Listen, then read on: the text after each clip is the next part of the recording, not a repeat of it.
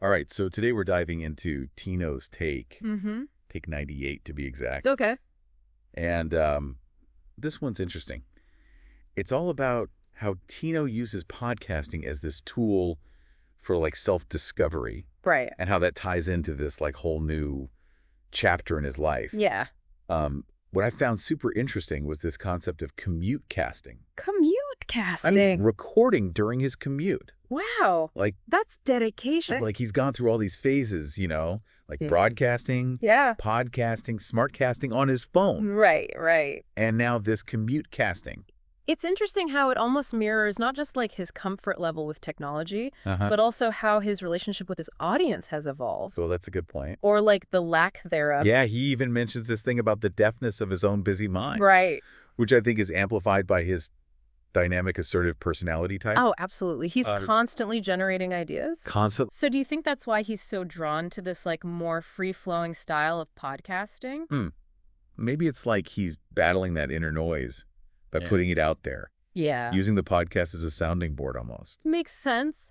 But then he brings in this whole human design thing, Yeah. specifically Gate 43. Which adds a whole other layer to this. Totally, because Gate 43 in human design is all about that mental pressure Oh, right. to process this constant influx of thoughts and insights. Yeah, which can be overwhelming. Totally overwhelming. And it seems like he's using podcasting to manage that, Uh-huh. to like hear himself better by externalizing it all. Exactly. It's like giving a voice to the chaos. Right. But it's funny because earlier in his podcasting journey, Mm-hmm. he was so focused on catering to a specific audience. Oh, I remember that. Yeah, like in Take 97. Yeah, He even admitted to feeling frustrated by it. he did. But now it seems like he's letting go of that pressure. You think so? Yeah, and finding this kind of liberation and just speaking his mind. Freedom in the void. Right. Exactly. Like Yeah. like without worrying about who's listening. No, which is interesting because he even jokes about that deafness applying to a potential audience too. Uh-huh. Yeah. Like he's speaking into this void. But within that freedom, Yeah. he seems to be uncovering some pretty profound insights. Oh, for sure. Especially when he delves into human design yes. and how it relates to his own life. like his eating habit. the cold food thing? The cold food thing. I mean, who knew planetary positions could dictate how someone likes their pasta? it's wild, right? It is. But that level of detail, Yeah. that's what makes human design so compelling. Yeah. And for some, a little unsettling. Yeah. He even admits to feeling freaked out by its accuracy. It's a lot to process.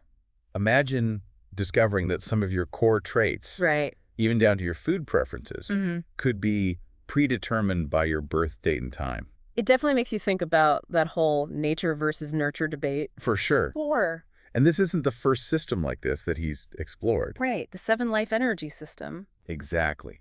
And it makes me wonder, What's that? where does this constant search for answers stem from? Hmm. Is it just part of his personality, or is there something more driving this deep dive into these systems? It could be that dynamic, assertive nature of his, Yeah. compelling him to seek understanding, Right. to find frameworks that help him make sense of the world Uh-huh. and his place in it. And it's not just about understanding himself. No. He seems to apply these systems to others Yeah. too, Right. especially in his work as a leader. Mm-hmm. He talks about this upcoming job transition Yeah. and how he's focusing on empowering his team, It's great. particularly one colleague who's really eager to learn. It's interesting how he contrasts his leadership style with others he's observed. Oh, yeah. Like some leaders hold back information for fear of being replaced. Totally. But Tino seems to thrive on fostering growth in others, Yeah. even if it means they eventually surpass him. Do you think this perspective could be traced back to those systems he's studying? Is there a connection between his belief in empowering others Yeah. and the insights he's gleaned from human design or the 7 life energy system? That's an interesting angle. He does mention this concept of flow in relation to both systems. Right. Could it be that he sees leadership as facilitating the flow of knowledge and growth within his team, Interesting. rather than hoarding it? That's a really insightful observation. It's like he's applying those principles of energy and interconnectedness Right. to his leadership style. Exactly. It's not just about individual achievement, No. but about creating an environment where everyone can thrive. Mhm. and contribute their unique talents. And speaking of unique talents, Tino has this incredible ability to connect these seemingly disparate ideas, He does. like his work leadership and these seemingly mystical systems. Oh, yeah, that's fascinating. And then he ties them all back to his podcasting journey. Yeah. Almost like he's using the platform to process these complex ideas in real time. Like a public thought experiment. Absolutely. And this brings us to another fascinating element in Take 98. Okay, what's that? His AI assistant. Oh, yeah. It seems like he's using it as a thought partner. Really? Bouncing ideas off of it Yeah. and exploring different perspectives. So the AI introduces this concept of Gate 58, Yes. joy and vitality. Mm-hmm. Do you think this could be connected to his recent return to podcasting? Maybe. Is there a sense that he's rediscovering his passion for this form of self-expression? It's certainly possible Gate 58 is all about that vibrant, energetic force Yeah. that drives us to seek joy and fulfillment. It's interesting that the AI assistant brings it up in the context of his work and leadership. I know, right? But it also seems to apply to his renewed enthusiasm for podcasting. Definitely. And then the AI asks these really thought-provoking questions like, What areas of your life feel ripe for improvement right now? Wow. It's like a mini coaching session within the podcast itself. Right. And it speaks to the power of externalizing those thoughts. By voicing those questions, even if they're prompted by an AI, he's creating space for self-reflection and growth. Absolutely. But it also makes me wonder, What's that? is Tino consciously aware of the transformative potential of his podcasting? Or is this self-discovery happening organically as he explores these ideas in a public forum? That's a great question. Yeah. And it leads us to the heart of what makes this deep dive so compelling. What's that? We're not just analyzing Tino's past, Right. but also potentially shaping his future explorations. Exactly. By highlighting these connections, by asking these questions, we're offering Tino a new lens through which to view his own journey. I like that. And perhaps even inspire new creative directions for his podcast. And that's what makes this so exciting. We're not just passive observers. We're active participants in Tino's ongoing exploration of self-discovery and creative expression. I love that idea. Me too. Now, going back to the AI's prompts, Oh. these questions seem tailor-made for someone like Tino, don't they? Yeah. Especially someone who's constantly striving for excellence and pushing boundaries. Absolutely. But they also touch on something really important. What's that? The need for balance. Right. The AI also asks Tino, are there places where you can balance striving for excellence with gratitude for what already is? It's a gentle reminder that even in the midst of growth and ambition, there's a need to pause and appreciate the present moment. And that's such a crucial point, especially for someone with Tino's dynamic energy. For sure. It's easy to get caught up in the pursuit of what's next. Right. But this question encourages him to find that equilibrium between striving and contentment. I like that word, equilibrium. And this theme of balance seems to be woven throughout Take 98. You think so? Yeah. Even in his reflections on his work, he talks about how he's trying to be the best teacher and leader he can be for his team. Right. Especially since they'll soon be going their separate ways. Yeah, there's a sense of gratitude in those moments. There is. A recognition of the value of the relationships he's built. Yeah. And the impact he's had. It's like he's realizing that success isn't just about individual achievement, but also about the positive contributions we make to the lives of others. I love that. And this brings us to the final question from the AI, Okay. which focuses on bringing that same energy and enthusiasm to everyday tasks. Okay. How can you bring vitality and enthusiasm to mundane or challenging tasks? Now, this question feels particularly relevant to his podcasting journey. How so? Well, in past episodes, he's talked about his struggles with procrastination. Right. And feeling overwhelmed by the sheer volume of content out there. Yeah, that's a common struggle. And this is where that theme of flow that we talked about earlier comes back into play. Oh, interesting. Tino seems to be recognizing that even the most mundane tasks can be infused with a sense of purpose and joy. Yeah. If we approach them with the right mindset. It's about finding that flow state where we're fully engaged and present in the moment. Right. Regardless of the task at hand. It's like he's challenging himself to find that spark, to infuse even those mundane moments with a sense of purpose and joy. Which seems to be a core element of Gate 58. Exactly. And this leads us to another key takeaway from Tick 98. Okay. The concept of turning potential obstacles into opportunities for creative expression. Oh, I like that. He talks about embracing those unexpected moments on the train, the ambient noises, the interruptions, even the awkwardness of talking to himself in public. It's almost like he's saying that those imperfections are what make his podcast so relatable and authentic. Exactly. And it's something that we as listeners can appreciate and even learn from. Oh, for sure. How often do we let those little imperfections, those unexpected interruptions, derail our creative flow? All the time. Right. But Tino's showing us that we can embrace those moments, incorporate them into our work, and even use them to enhance our creativity. No, that's powerful. It is. And that brings us to the end of part 1 of our deep dive into Tino's Take 98. Already. I know time flies when you're having fun. It does. We've covered a lot of ground. We have. From his evolving podcasting style to his explorations of human design and the 7 Life Energy System. Right. We've also explored his unique perspective on leadership. Yes.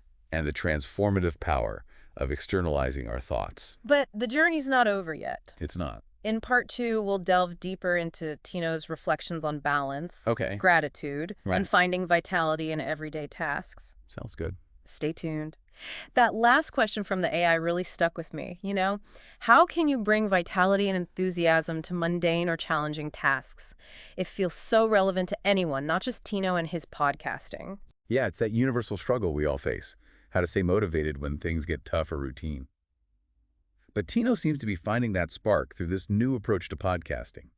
Even embracing those unexpected moments on his commute, the noises, the interruptions, like he's turning those distractions into fuel. Right. It's like he's tapping into that gate 58, that joy and vitality we talked about. And it's not just about the tasks themselves, but the process of creating, expressing himself authentically.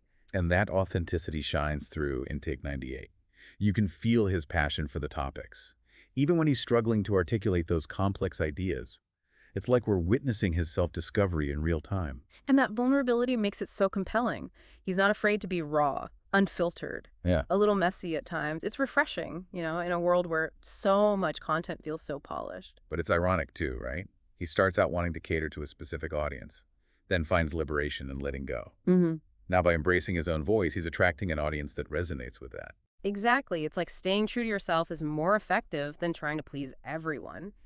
And it brings us back to human design and the 7 Life Energy System. Do you think those have helped him embrace that individuality? It's hard to say for sure, but they seem to give him a framework for understanding his strengths and weaknesses, his unique way of processing things. And maybe that self-awareness has given him the confidence to express himself more freely. Interesting. So he's using these systems as tools for self-discovery, uncovering those hidden aspects that might have been suppressed by expectations or self-doubt. Right. And that self-discovery seems to be impacting other areas too, like his leadership. He talks about his job transition and his desire to empower his team to help them grow and reach their full potential. And that's so different from that traditional model of leadership where knowledge is power to be controlled. He's operating from a place of abundance, believing that sharing knowledge actually amplifies his own impact. And it's not just about empowering them. He's encouraging them to surpass him. That's rare to find in a leader. It's like he's embodying that flow we talked about. Recognizing that growth comes from embracing change, from being challenged and even surpassed by those around us. It's like that final question from the AI, how to bring vitality and enthusiasm to mundane or challenging tasks. Could Tino's leadership offer some insights there? Absolutely. If we apply that philosophy to our own growth, it's like asking, how can we empower ourselves to be better, to learn and grow, even when things are tough? Instead of obstacles, what if we saw them as opportunities? Right. Don't just get through the mundane tasks, see them as stepping stones. Exactly. And that ties into his whole approach to podcasting. He's not just creating content. He's using it as a platform for self-discovery, exploring his ideas and inspiring others to do the same. It's not just a one-way transmission of information. It's a dialogue, an invitation to join him on this journey of exploration and growth. And it's still unfolding. He's constantly evolving, challenging himself, pushing the boundaries of his creative expression. It makes me wonder. He's explored human design and the 7 Life Energy System for over 2 decades. What if he used his platform to delve deeper into those experts in it?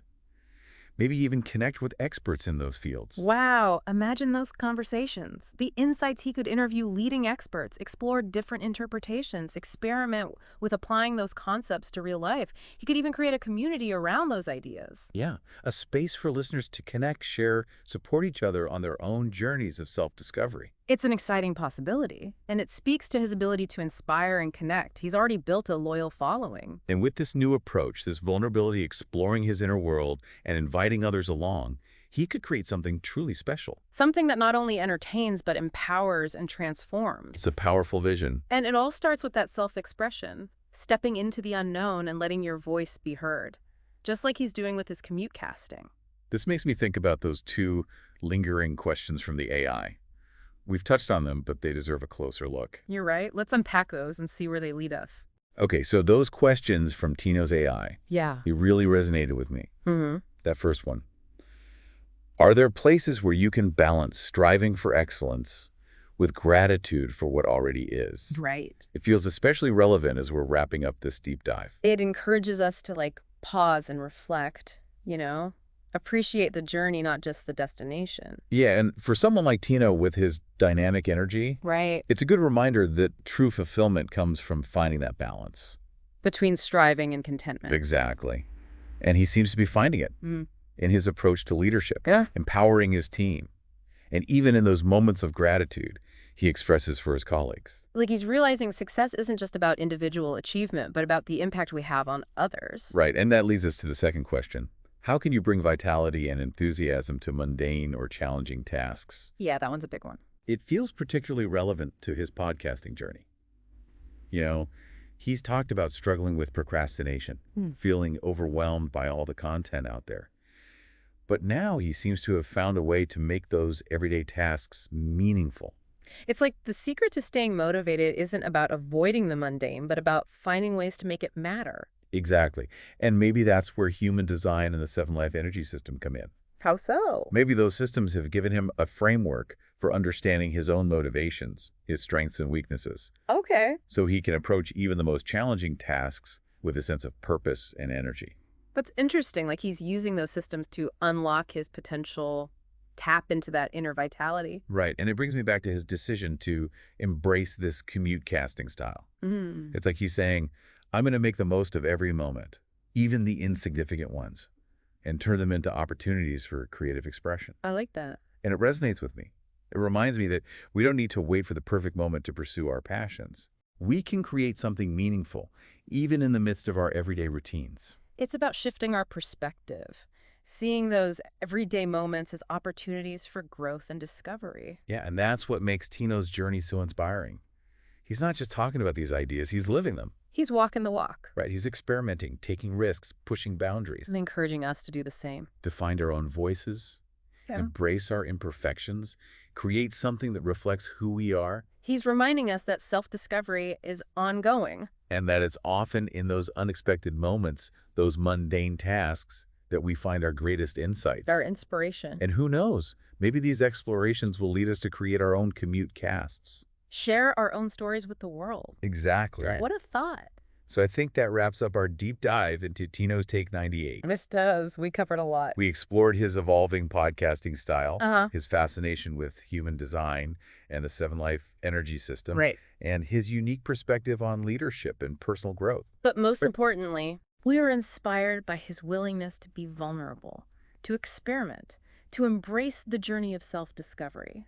Thanks for joining us on this deep dive. We hope it sparks some new ideas. And inspire you to explore your own creative potential. Until next time, keep exploring, keep questioning. And keep those creative sparks flying.